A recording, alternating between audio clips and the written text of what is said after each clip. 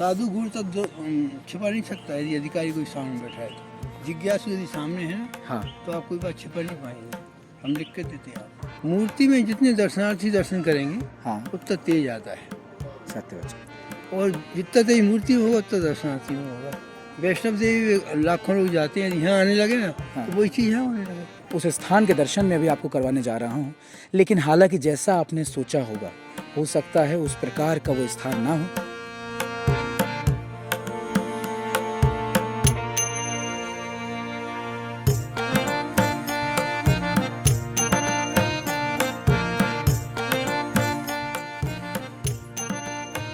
नमस्कार, स्वागत है आप सभी का गौरव दुबे टॉक्स में। मैं गौरव दुबे एक बार फिर आपके सामने उपस्थित हूँ एक नई कहानी के साथ। जी हाँ दोस्तों, अभी हम आ चुके हैं एक ऐसे मंदिर की खोज में जिस मंदिर के बारे में आज से पहले आपने कभी सुना नहीं होगा। वो इस वजह से क्योंकि ये पूरे विश्व का एक लौता मंदिर है। जी हाँ, तो बिना आपको ज़्यादा दुविधा में डाले, बिना आपको ज़्यादा परेशान किए, सीधे बात करते हैं मुद्दे की। तो आज मुझे एक ऐसा मंदिर दिखा, या यूं कहूं कि आज मुझे एक ऐसा मंदिर मिला जो करवा चौथ माता के मंदिर से प्रचलित है और भोपाल में स्थित है। पूरी दुनिया में करवा चौथ माता का मंदिर इसके अलावा कोई दूसरा नहीं है, ऐसा हमने यहाँ के बारे में सुना और जाना। तो आपको दर्शन करवाते हैं करवा चौथ माता के मंदिर के। तुलसा देवी के आशीर्वाद के साथ शुरू करते हैं इस मंदिर के बारे में जानने की यात्रा को।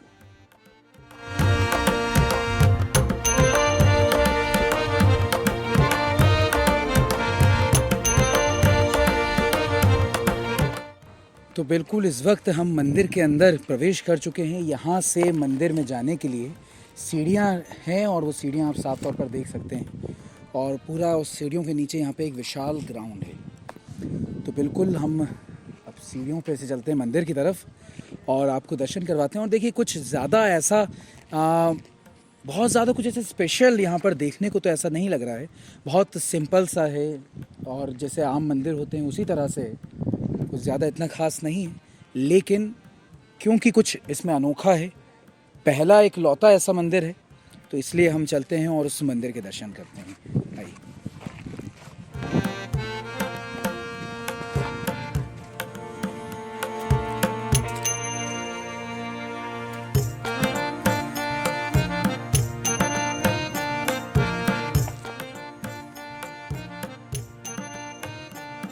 बिल्कुल ये आप साफ देख सकते हैं कितनी ऊंचाई पर इस वक्त हम हैं, और जीने चढ़ के हम यहाँ मंदिर के प्रांगण में आ चुके हैं।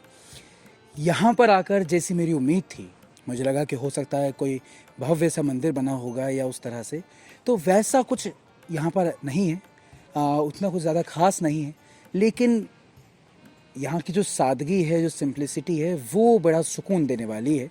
मैं बिना समय गवाए आपको यहाँ का एक दृश्य दिखाना चाहूँगा कि अगर आप यहाँ से देखें तो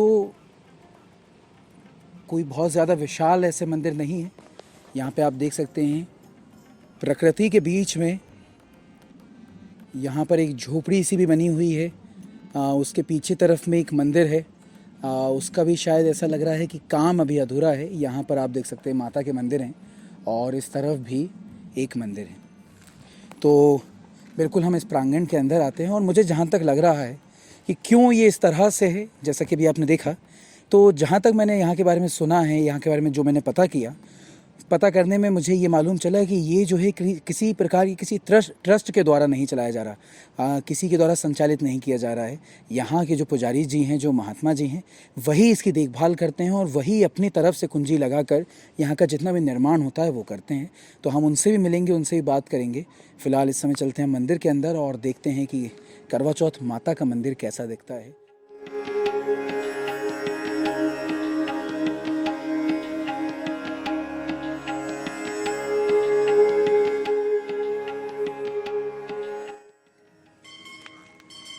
तो बिल्कुल हम मंदिर के प्रांगण के अंदर आ चुके हैं, और जब मैंने इस मंदिर की पहली झलक देखी तब मुझे ज़रूर लगा कि बहुत ही सिंपल सा है, कुछ ज़्यादा इतना भव्य यहाँ पे ऐसा कुछ निर्माण नहीं है।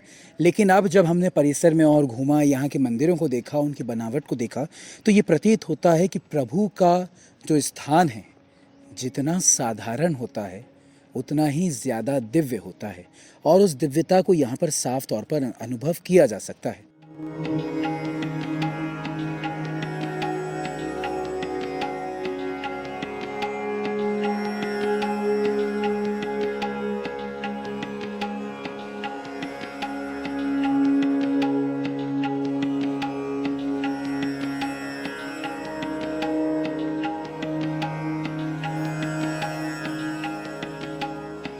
यहाँ पर हमने अलग अलग मंदिरों को देखा। इसी बीच हमने देखा कि किस तरह से यहाँ पे बड़ी ही खूबसूरती से भगवान भोलेनाथ की शिवलिंग की स्थापना की गई है और पूरे भारत देश में जहाँ अलग अलग ज्योतिर्लिंगों की स्थापना है उन्हीं की यहाँ पर उनके रूप की यहाँ पे स्थापना की गई है। वैसे जहाँ तक मुझे लग रहा है कि इस वक्त दोपहर का समय है, करवा चौथ से एक दिन पहले का समय है। हालाँकि यहाँ पर कुछ खास तैयारी होती तो नज़र नहीं आ रही है और क्योंकि दोपहर का समय इसलिए भक्तों की भी यहाँ पर ज़्यादा ऐसी कोई कतार या फिर भीड़ हमें देखने को नहीं मिल रही है। लेकिन हमें यहाँ पर एक प्रभु जी मिले। प्रभु जी, मैं आपसे पूछना चाहूँगा, आप इधर आ सकते हैं। क्या नाम है आपका? विजयनाथ। विजय जी, क्या बताएंगे इस जगह की विशेषता के बारे में? क्योंकि यहाँ के बारे में हमने सुना था कि यहाँ पे करवा चौथ माता का मंदिर है। बाकी भी मंदिर यहाँ पे हम देख रहे हैं और बहुत खूबसूरती से उन्हें भी बनाया गया है। एक दिव्यता है, एक शालीनता है, एक सादगी है यहाँ पे। यहाँ के वातावरण में पूरे शहर के बीच में स्थित है ये जगह। पूरा मध्य प्रदेश में सबसे बड़ा एक मंदिर है करवा चौथ का ना, भारी से भारी संख्या में आती है, महिला, लेडीज, पुरुष। अच्छा। हाँ, और करवा चौथ का व्रत नहीं तोड़ते हैं लोग वहाँ। तो हमने सुना है मतलब पूरे देश में इकलौता यहीं पर करवा चौथ माता का मंदिर है? जी, पूरा देश में एक ही है।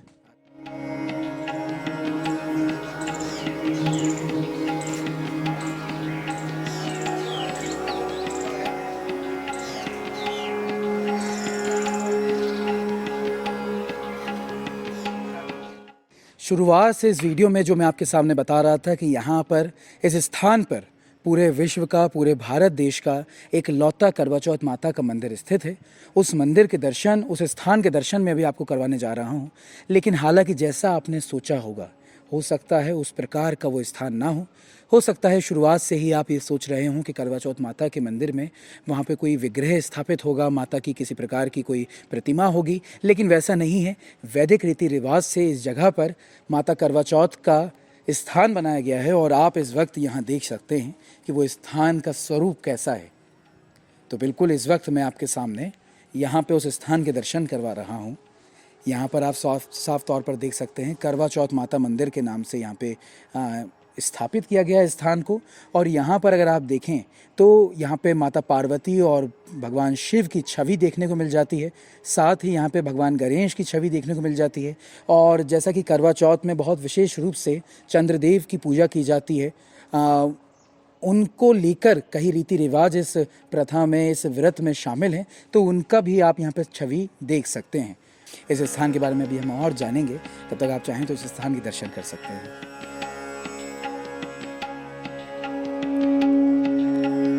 प्रभु का स्थान जितना सरल हो उतना ही दिव्य होता है। यही दिव्यता इस स्थान का निर्माण करने वाले और इस स्थान का ध्यान रखने वाले महाराज जी में भी हमें देखने को मिली जब हमने उनसे बात करी। महाराज जी, आपका बहुत बहुत स्वागत है हमारे आज के इस प्रोग्राम में। महाराज जी, यहीं से मैं शुरुआत करता हूँ कि इस स्थान के बारे में क्या बताना चाहेंगे? इस स्थान की विशेषता क्या है? इस स्थान की विशेषता ये है कि ना इसका कोई ट्रस्ट है, ना कोई समिति है, ना कोई दान पेटी, ना कोई चंदा होता। ये सब अनसर्टेन आकाशीय वृत्ति से स्थान चलता है। यहाँ देवी जी की विशेष मेहरबानी है। देवी जी का यहाँ बाल रूप है, तो बच्चों के सब करती हैं, उनकी कृपा से ही सब कार्य होता है। महाराज जी, एक बात हमने ज़रूर यहाँ के बारे में सुनी कि जो भारतीय संस्कृति में करवा चौथ का एक पर्व आता है, उससे संबंधित ये स्थान है।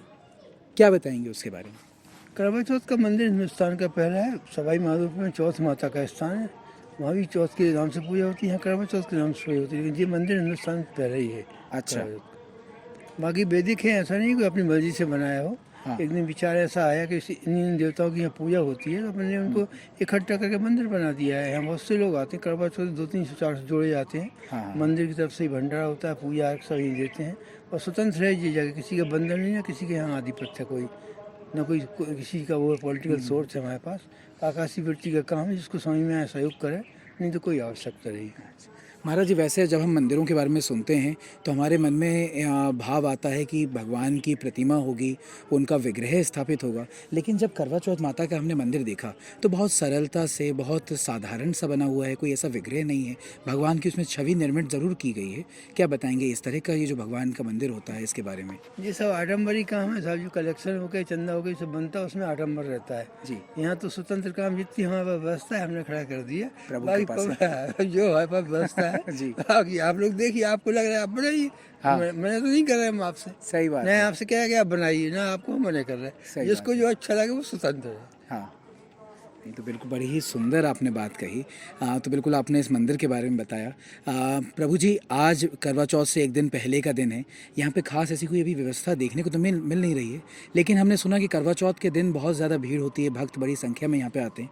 क्या बताना चाहेंगे कि मतलब अभी तैयारियाँ और यहाँ होंगी? पे साहब, यहाँ का आश्रम का नेचर है जी कि 1 घंटे तक पहले आप कोई व्यवस्था नहीं दिखेगी।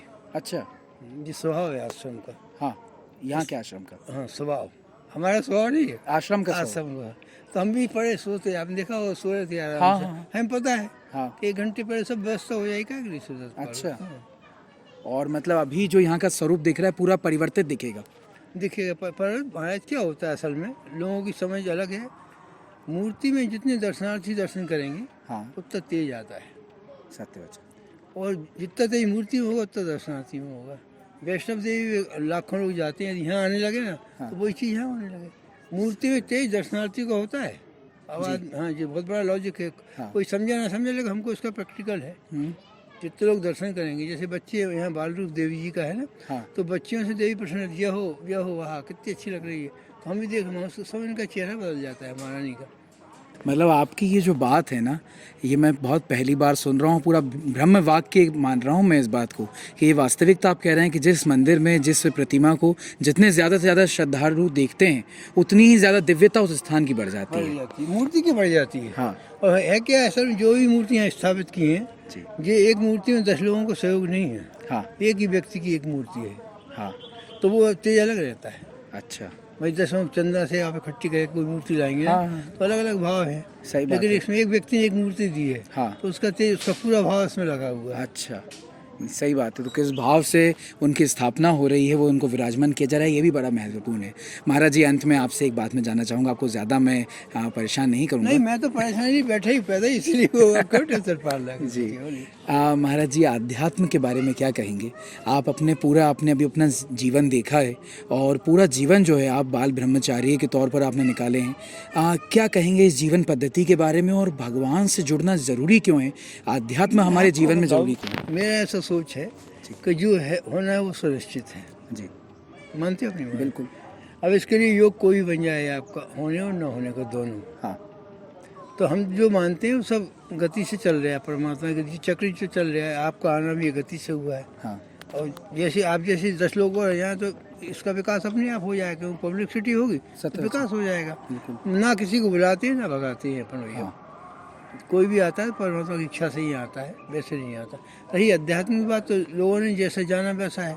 हमने ये जाना है कि साहब कोई किसी को कुछ नहीं दे सकता, मैं लिख कर देता हूँ आपको। हाँ। हमने ये जाना, हम अपना मत बताएं आपको। बिल्कुल।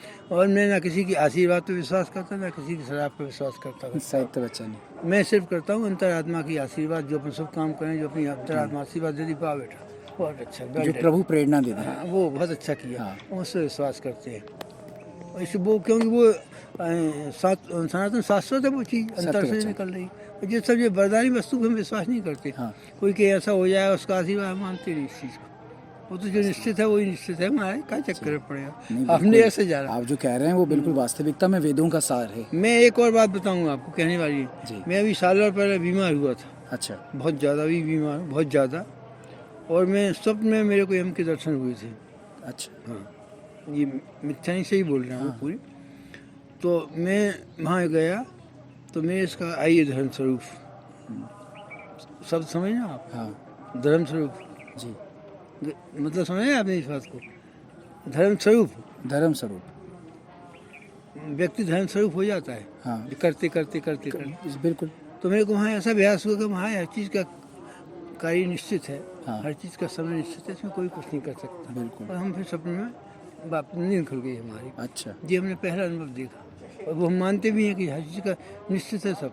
हाँ, तो लोग कहते हैं हमने ऐसा कर दिया, मतलब जो भगवत अनुभव आपको हुआ, हाँ वो जो है। ये है। अब हमको तो सत्य लगा, लोग माने ना माने इससे भी हमको लेने देने नहीं। सही बात है। ये तो अपन आपके क्या और होता आपके है- प्रभु के बीच की बात है। क्या होता है, अपन को लोगों से कहो तो वो अपना विश्वास डगवा देगी। हाँ। उन पर विश्वास जबड़ा मुश्किल है। कहीं आपका अविश्वास न बदल जाए। सही बात इसलिए हम है। कहते भी नहीं भाई किसी से। सही बोल रहे हैं आप, बिल्कुल वास्तविक सब ये निजी अनुभव बता रहे हैं हम आपको, पूरे कोई नहीं बताया ना, कोई इतना अनुभव कर सकता, क्योंकि हम तो रिस्क उठाते हैं ना। हाँ। हमें मालूम है कि शरीर तो एक बार छोड़ना ही पड़ेगा आपको। हाँ, तो जितने दन फन कर सकते हो कर लो, मतलब अपने दन फन हाँ। धार्मिक क्षेत्र की जैसे रिसर्च करते हैं किसी चीज़ की, हाँ। इससे क्या होता है, इससे क्या होता है, हम करते रहते हैं। सही बात है महाराज जी, वास्तविक। तो बिल्कुल महाराज जी ने वास्तविकता में आपने कृपा करके हमें इतनी सब बातें बताई, बहुत बहुत धन्यवाद आपका।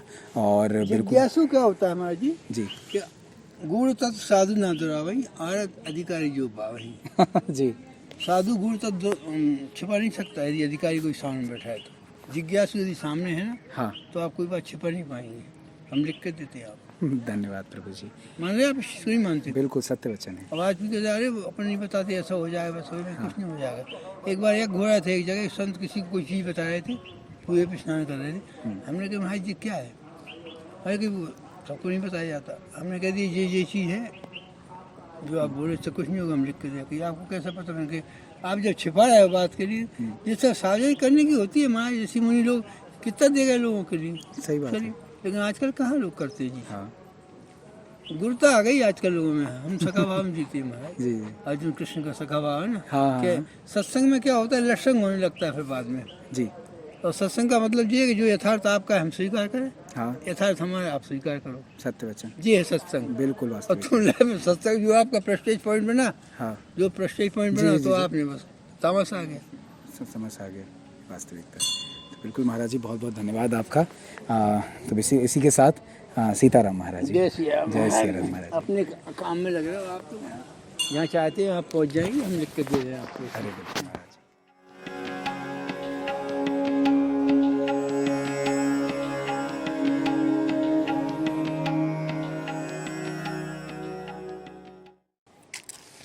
बेटा तेरे पाँव में तकलीफ है ना, रहने दे, आराम आराम से आते हैं अपन, बंद कर दे।